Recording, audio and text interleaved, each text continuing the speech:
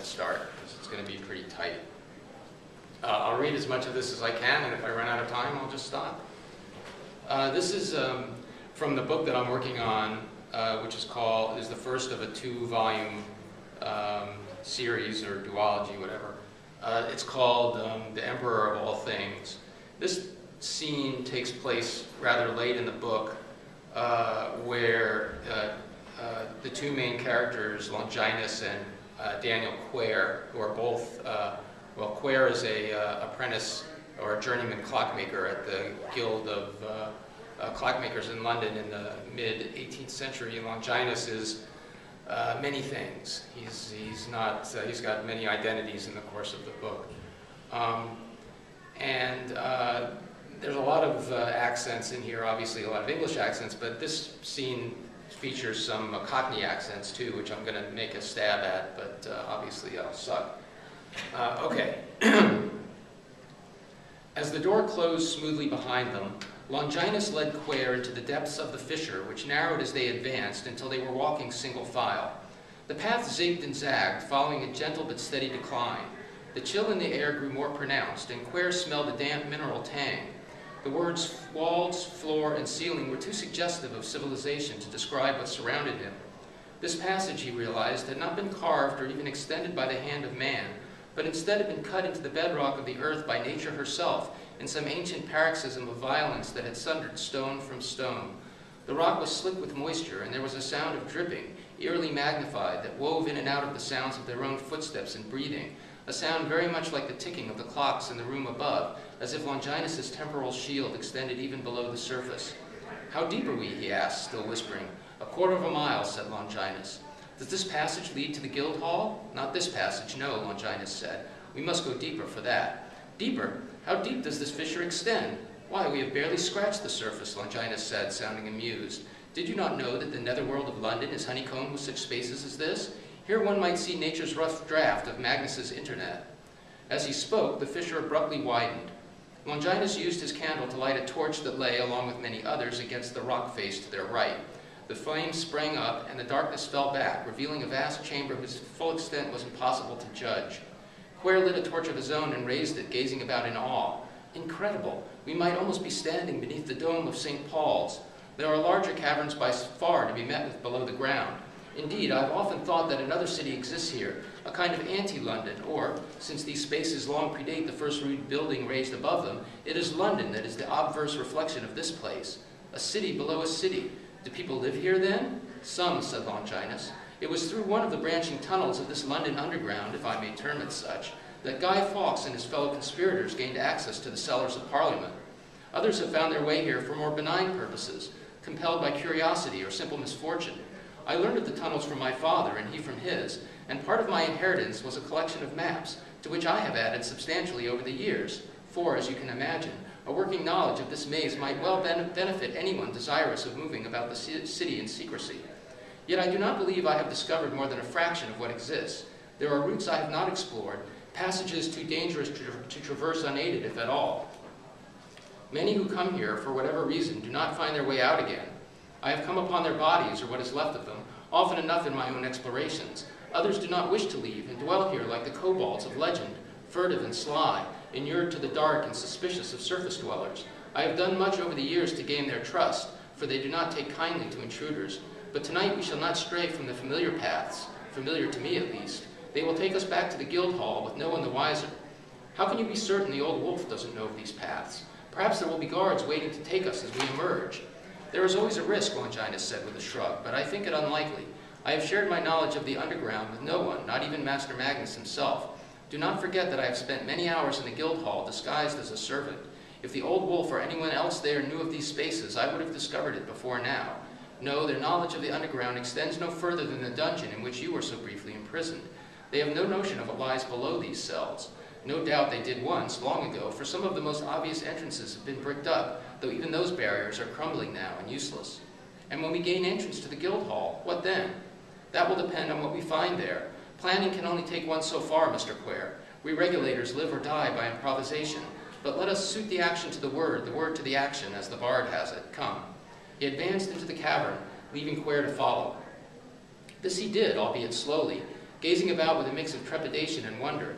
The ceiling was so high overhead that he could not see it, only long fingers of rock that depended out of the dark like icicles, melting icicles, for they dripped steadily with water whose mineral content, the rich tang of iron and limestone freighted the cold air, had accreted into slick stone fingers on the cavern floor that reached up to clasp what had given them birth, a many-handed infant grasping for its many-handed mother, as if this were the pits of Tartarus into which Zeus had cast the Titans, or as if these two sundered halves strove to pull themselves back together, repairing the ancient breach that had separated them. Despite the spaciousness of the cavern, Quare was very aware of the weight pressing down, all the streets and buildings of the London he knew resting on the shoulders of this secret sister city, which seemed at once as solid as a fortress and as fragile as a bubble. "No dawdling, Mr. Quare," came Longinus's impatient voice. Quare hurried to catch up. His guide stood waiting at the far side of the cavern, beside a fissure that angled sharply into the rock. One of many such passages converging here, Quare thought, like streets and alleys leading to a central square in the world above. "It is impressive, I know," Longinus said as Quare approached, "like something out of Dante. Later, when we are not so pressed for time, I will take you on a tour. But for now, you must not let yourself be distracted. Follow me as closely as you can, as lightly as you can, and speak only if absolutely necessary, for sound travels in peculiar ways in these convoluted spaces." Quare nodded. His mouth was dry, his skin covered in clammy sweat beneath the loose gray costume of Grimalkin. Once again, he tried to discern some connection to the hunter, straining not just with his ears, but with every fiber of his being, to hear the timepiece calling to him as Tiamat had said it would, to feel its tug. But all he felt was a diffuse tingling, as if his garments were imbued with a faint electrostatic charge.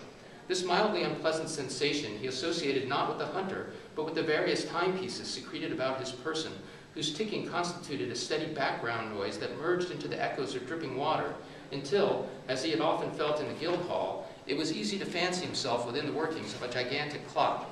Only this was a clock far older and greater than any built by human hands, a machine in which every rock, every blade of grass, everything that walked or swam or flew, every burrowing thing, was a cog contributing to the larger moment.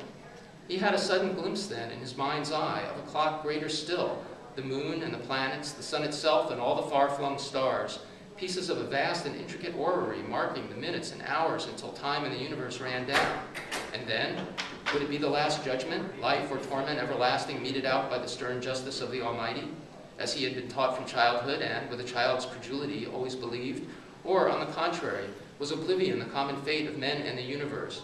Or was there yet another alternative, again the law of threes, bound up with the watch and the otherwhere, an alternative that lay coiled in the secret heart of the hunter like a charge of gunpowder awaiting a spark? At that moment, as if in answer, and without a glimmer of warning, what might have been a ghostly hand reached inside his chest.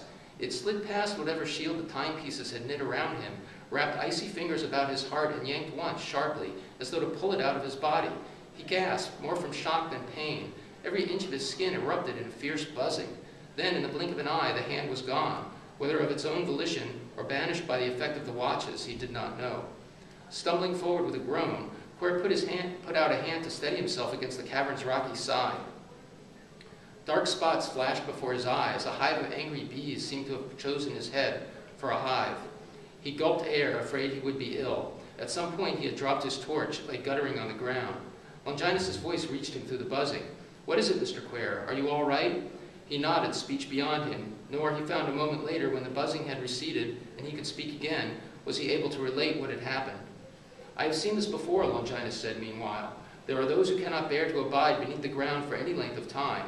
It is not a question of cowardice. Here the stoutest heart may quail without shame. If you cannot go on—" "I am fine," Quare interrupted, his voice echoing hollowly in his ears. "By all means, let us continue." Longinus held his gaze with his own, then, seemingly satisfied of what he saw, nodded and slid into the passage. Longinus set a fast pace, and Quare had to hurry to keep up. There was no time to study his surroundings or even to mark the path. If he was separated from Longinus, or if the other man were captured or killed at the Guildhall, he would not be able to find his way back through this underground maze. He thought to mention this to Longinus, but then decided to hold his tongue, afraid that anything he said, however softly, would find its way to their enemies, mortal or otherwise. In any case, he felt that as long as Tiamat had need of him, she would not abandon him here. If he called to her, she would come. She had already promised, or threatened, as much. And however little he liked it, he knew that he would call upon her if it was a question of dying down here, alone in the cold dark. Longinus had spoken of men and women driven to seek shelter underground. and as they progressed farther into the journey, their course continuing ever downward, Quare began to see occasional evidence of it. Trash left behind, scraps of old clothing and rags, the bones of small animals, the remains of fires. Markings on the walls made with charcoal or simply scratched into the stone, crude drawings of human and animal figures, simple declarations, names, initials, dates, and symbols he did not recognize, like letters in an unknown language, but he did not see a living soul. After some time, how long exactly, Quare could not have guessed, Longinus drew to a halt at what appeared to be the entrance to another cavern. Looking back at Quare, he raised a finger to his lips for silence, then motioned for him to approach. "We are not alone," he whispered urgently as Quare came up. Quare glanced behind him, but saw only the shadows thrown by the torches. "You must let me do the talking," Longinus continued hurriedly. "Say nothing unless you are spoken to, and then be brief and respectful in your replies. Comply at once with whatever is asked of you. Under no circumstances draw your sword or any other weapon unless I draw first. Is that clear? But shh," he hissed under his breath. "This is not the time for questions or arguments.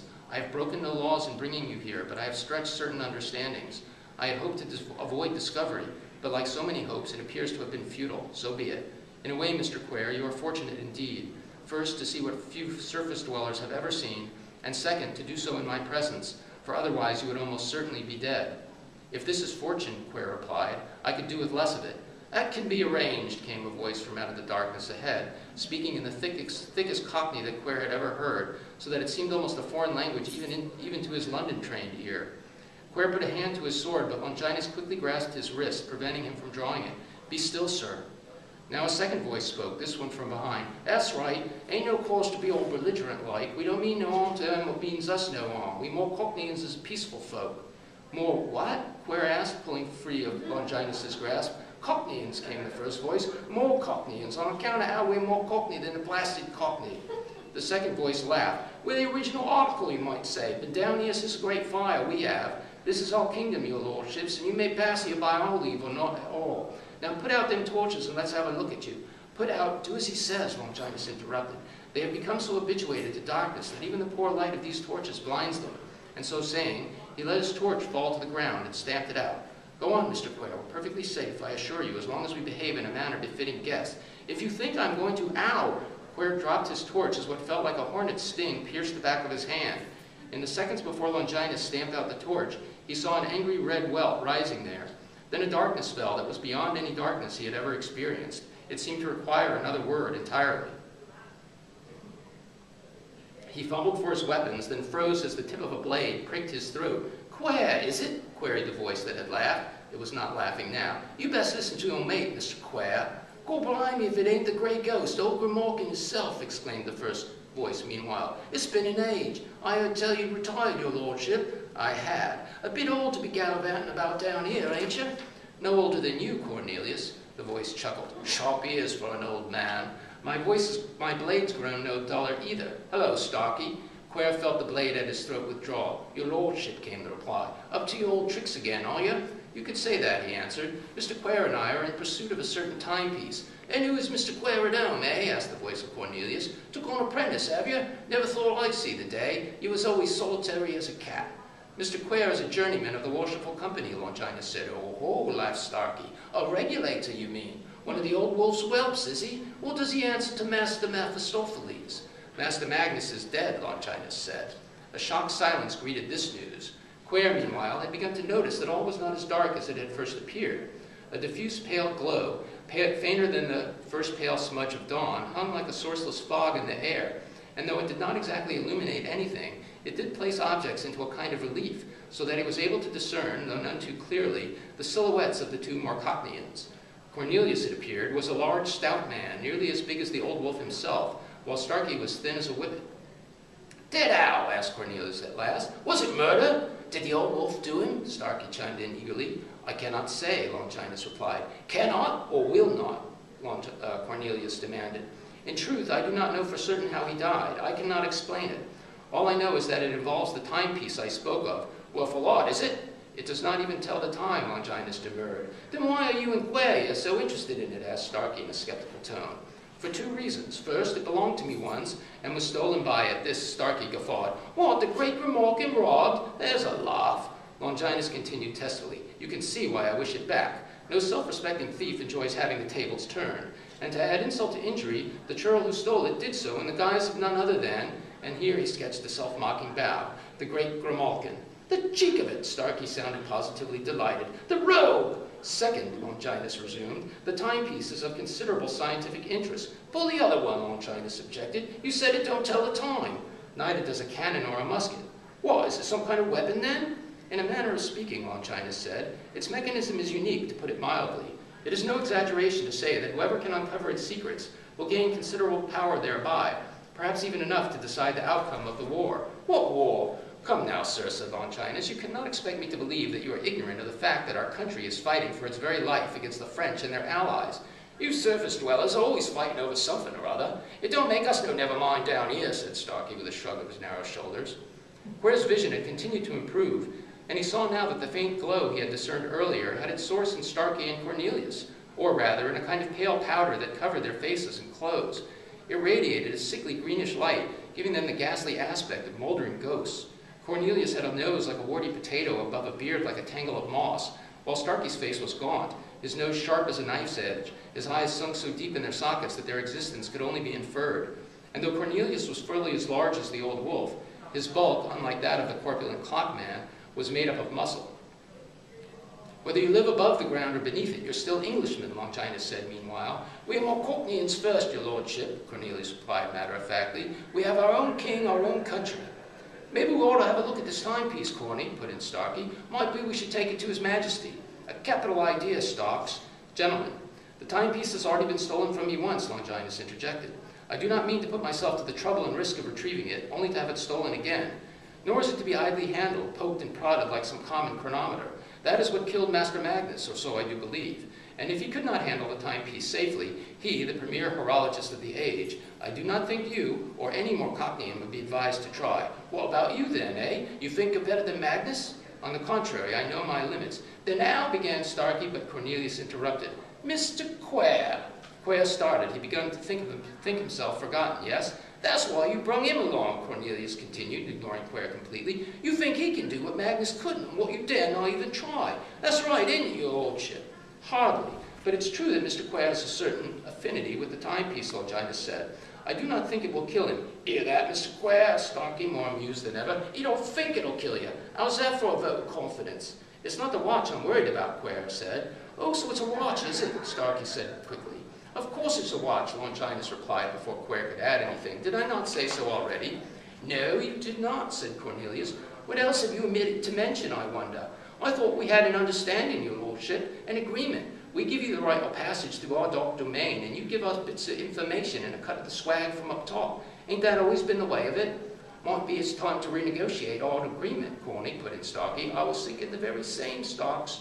We don't have time for this, Longinus said, exasperated. Gentlemen, I assure you, our need is urgent.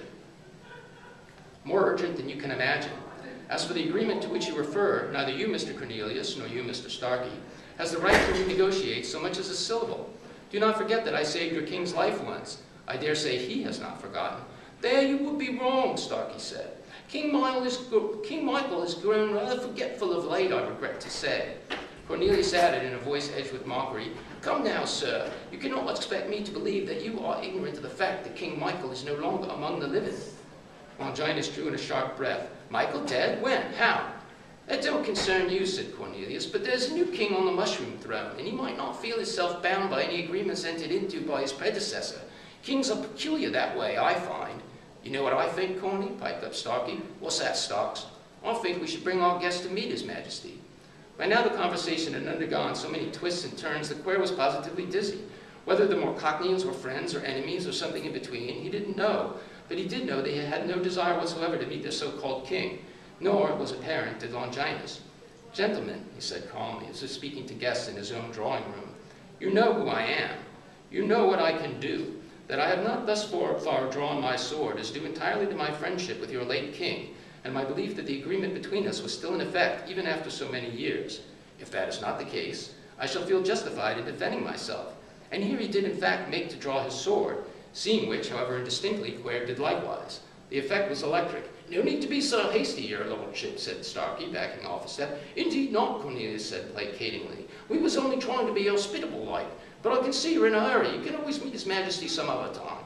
Then our agreement is still in effect? Of course it is, said Cornelius. Now, if you'll excuse us, we'll just... Very well, Longinus interrupted with a satisfied nod.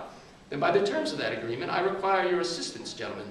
But, began Starkey. Suddenly, faster than Quare could follow, Longinus's sword was out of its scabbard. You will accompany us to the guild hall, he said calmly. That way we can travel without the need for torches. Your vision, after all, is considerably better than our own down here. Though never fear, I can see well enough to employ this, he flourished the blade, if we should run into trouble along the way. That's comforting to know, Cornelius said after a glance at Starkey. Mr. Starkey, you will oblige me by joining Mr. Cornelius at the head of our little group. Sword sheathed, if you don't mind. With pleasure, your lordship, he grumbled, sliding his sword back into its scabbard as he pushed past Quare, who only now drew his own blade, feeling slow and clumsy in comparison to Longinus. Now, Longinus said, let us resume our journey in silence, for we would not wish to alert our enemies above, or, for that matter, our friends here below, who might easily misconstrue the situation. I trust we would all prefer to avoid such potential misunderstandings, eh, gentlemen? Assuredly, said Cornelius. By all means, Starkey agreed. You would do well to remember that I know the route as well as you, if not better, so you will oblige me by avoiding any shortcuts or other unpleasant surprises along the way. Wouldn't dream of it, Starkey said. Do you really mean to proceed without torches? Quare asked, not quite believing what he had heard. The Morcocknians, as you have surely noticed, employ a fine powder made of the crushed spores of phosphorescent fungi, specially grown for the purpose, Longinus said. You'll find the light sufficient to travel by, or fight by, if it should come to that. It won't, Cornelius said with assurance. No surface dweller can move as quiet as a Morcocknian or ears if we don't wish to be heard. Present company accepted, your lordship. Everyone knows a great ghost ain't no ordinary surface dweller. Ain't no ordinary human being, you ask me, Starkey opined. Nobody did ask, so shut it, Cornelius responded with a snarl. What I mean to say, your lordship, is that we'll get the two of you safely up to the guild hall, never fear, but that's as far as me and Starks is prepared to go, agreement or no. I had not thought to presume upon you one step farther, Longinus said reassuringly. Now, pray, lead on, and remember, not a word, not a sound. The two Morcocknians set off, followed by Longinus and Quare. At first their pace was brisk, but Longinus soon called them to heel, and they progressed more measuredly. The light emanating from the Morcocknians, while indeed sufficient to illuminate the way, if only just, gave the already dreamlike surroundings an even stranger aspect, so that Quare felt more strongly than ever that he had slipped back into the otherwhere. Everything seemed freshly created out of nothing an instant before they came to it, and then, as soon as they were past, to dissolve again into the primordial soup that had spawned it. Quare, after some moments, had sheathed his sword, concentrating on avoiding the obstacles that emerged as if out of thin air.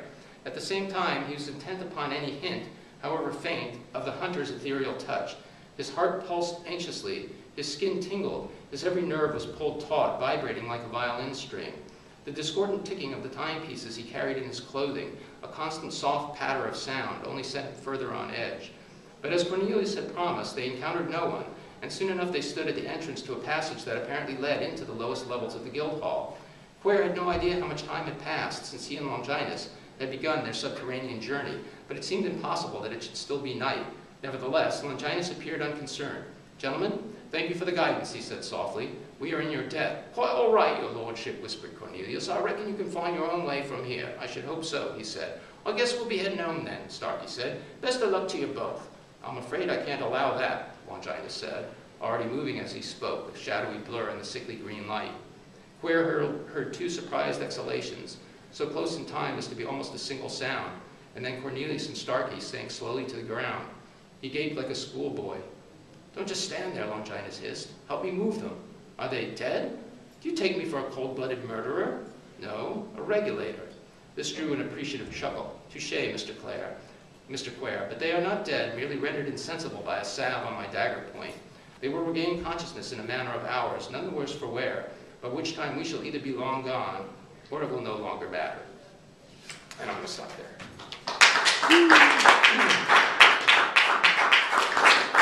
Again, apologies for the lame accent. No.